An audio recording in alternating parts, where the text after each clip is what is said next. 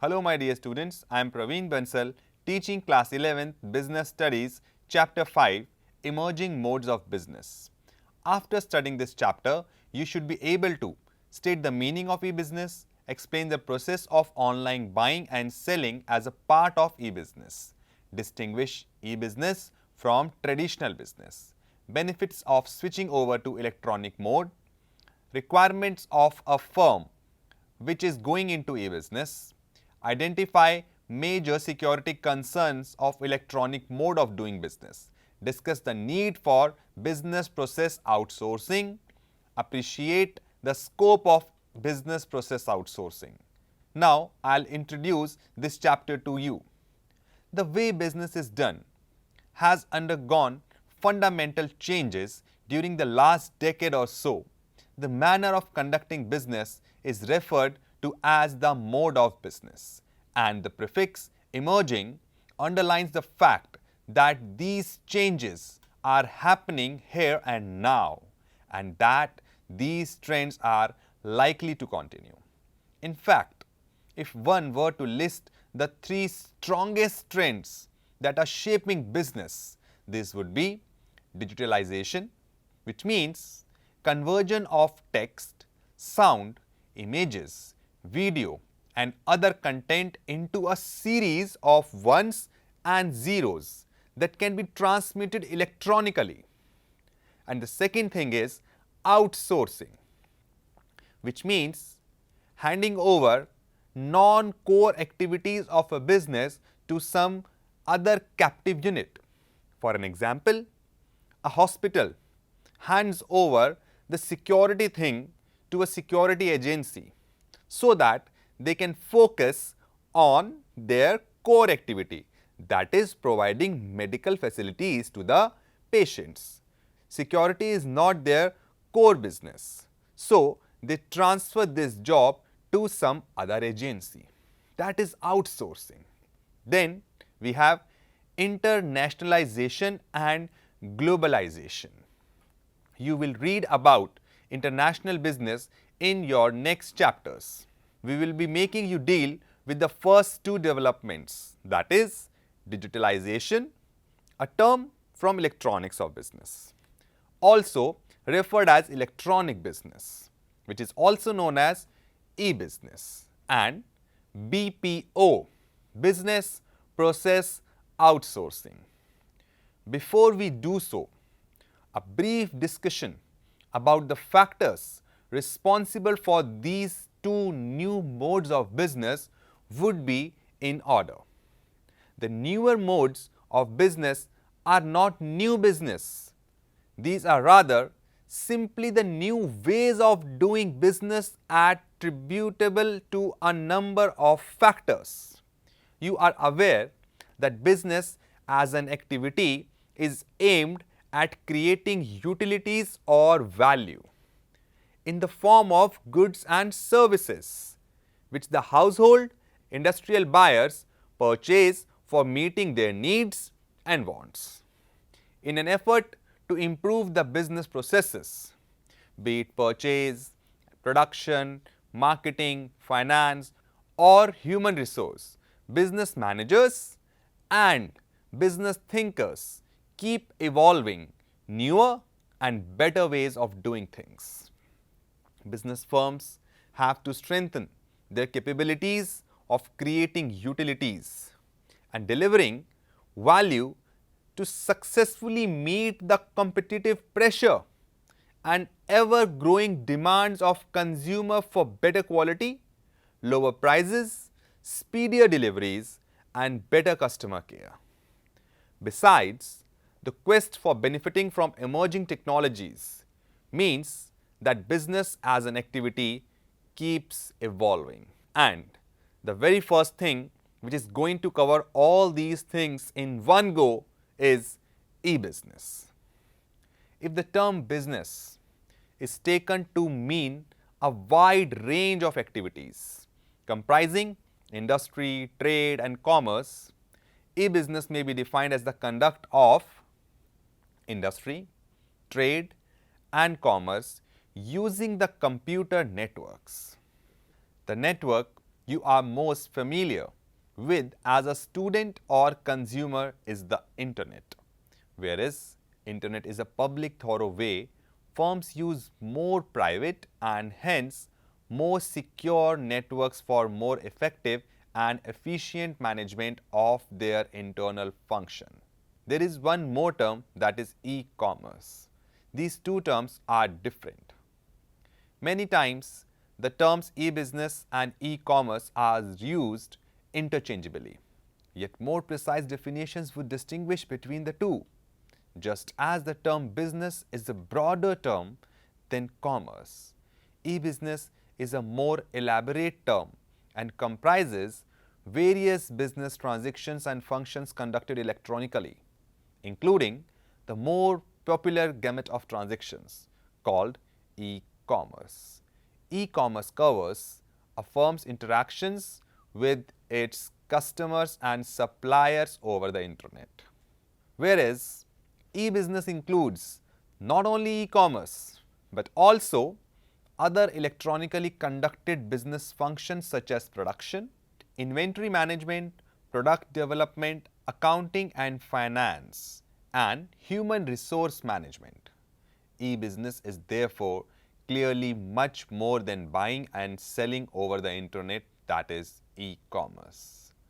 From the above discussion, we can easily conclude that e-commerce is part of e-business. The way you people buy stuff by the help of various applications. So, that is e-commerce.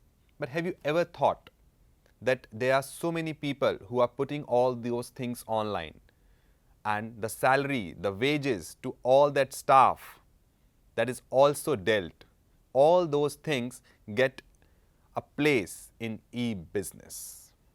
So, let us talk about e-business more. I have already mentioned that scope of e-business is quite vast. Almost all types of business functions such as production, finance, marketing and personal administration, as well as managerial activities like planning, organizing and controlling, can be carried out over computer networks. The other way of looking at the scope of e-business is to examine it in terms of people or parties which are involved in electronic transactions. Viewed from this perspective, a firm's electronic transactions and networks can be visualized as extending into three directions: B2B, business to business, which is a firm's interaction with other businesses.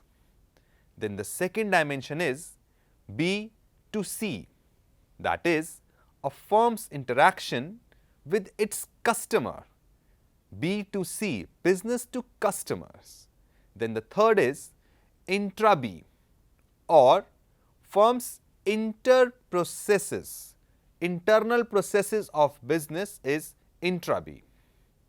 So, if we have a brief discussion of various constituents of e-business and inter and intra transactions, among them is given as B2B commerce, B2C commerce, intra-B commerce, and nowadays we have one more direction, that is C2C, customer to customer commerce. Let us try to understand all these directions one by one, and let us start with B2B commerce first.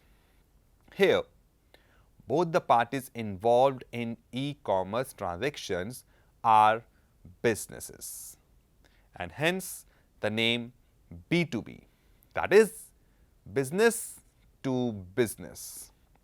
Creation of utilities or delivering value requires a business to interact with a number of other business firms, which may be suppliers or vendors of diverse inputs, or else they may be a part of the channel through which firm distributes its products to the consumers. For an example, a manufacturer of an automobile requires assembly of a large number of components, which in turn are being manufactured elsewhere, within the vicinity of the automobile factory or even overseas. To reduce dependence on a single supplier, the automobile factory has to cultivate more than one vendor for each of the components. A network of computers is used for placing orders, monitoring production and delivery of components, and making payments. Likewise, a firm may strengthen and improve its distribution system by exercising a real-time control over its stock in transit, as well as that with different middlemen in different locations. Let's take one more example. Each consignment of goods from a warehouse and the stock at hand can be monitored, and replenishments and reinforcements can be set in motion as and when needed. Or else a customer's specifications may be routed through the dealer to the factory and fed into the manufacturing system for customized production. For an example, when you order a t-shirt, a customized t-shirt, you simply place an order. But do you know what that vendor has to go through? He orders a t-shirt, then he sends it to a printer, and then it is further sent to someone else for dye or something. So these all transactions are from business to another business until it is sent to you for the final usage. That is what B2B is. Let's start discussing our next direction, that is B2C commerce. As the name implies, B2C, business to customers. Transactions have business firms at one end and its customers on the other end. Although what comes to one's mind instantly is online shopping. It must be appreciated that selling is the outcome of the marketing process, and marketing begins well before a product is offered for sale and continues even after the product has been sold. B2C commerce therefore entails a wide gamut of marketing activities such as identifying activities, promotion, and sometimes even delivery of products, example music or films, that are carried out online. E-commerce permits conduct of these activities at a much lower cost but high speed.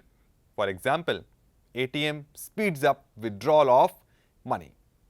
Customers these days are becoming very choosy and desire individual attention to be given to them. Not only do they require the product feature be tailor-made to suit their requirements, but also the convenience of delivery and payment at their pleasure. With the onset of e-commerce, all this has become a reality. Further, B2C variant of e-commerce enables a business to be in touch with its customers on round-the-clock basis. Companies can conduct online surveys to ascertain as to who is buying what and what the customer's satisfaction level is. By now, you might have formed the opinion that B2C is a one-way traffic, that is, from business to customers. But do remember that this corollary, C2B commerce, is very much a reality, which provides the consumer with the freedom of shopping at will. Customers can also make use of call centers set up by companies to make toll-free calls to make queries and lodge complaints round the clock at no extra cost to them. The beauty of the process is that one need not set up these call centers or helplines. They may be outsourced. We shall discuss this aspect later in the section devoted to business process outsourcing, BPO. Let's start discussing our third direction, intra-B commerce. Here, parties involved in the electronic transactions are from within a given business firm. Hence, the name intra-B commerce As noted earlier too, one critical difference between e-commerce and e-business is that e-commerce comprises a business firm's interaction with its suppliers and distributors, other business firms and customers over the internet, while e-business is a much wider term and also includes the use of intranet for managing interactions and dealing among various departments and persons within a firm. It is largely due to use of intra-B commerce that today it has become possible for the firms to go in for flexible manufacturing. Use of computer networks makes it possible for the marketing department to interact constantly with the production department and get the customized product made as per the requirement of the individual customer. In a similar vein, closer computer-based interactions among the other departments makes it possible for the firm to reap advantage of efficient inventory and cash management, greater utilization of plant and machinery, effective handling of customers' orders, and effective human resource management, just as intercom facilitated voice communication within the office. Let's take an example. A firm's interaction with its employees, sometimes referred to as B2E commerce. Companies are resorting to personnel recruitment, interviewing and selection, training, development and education via e-commerce. Employees can use electronic catalogs and ordering forms and access inventory information for better interaction with the customers. B2E, business to employees. They can send field reports via email and the management can have them on real-time basis. In fact, virtual private network technology would mean that employees do not have to come to office.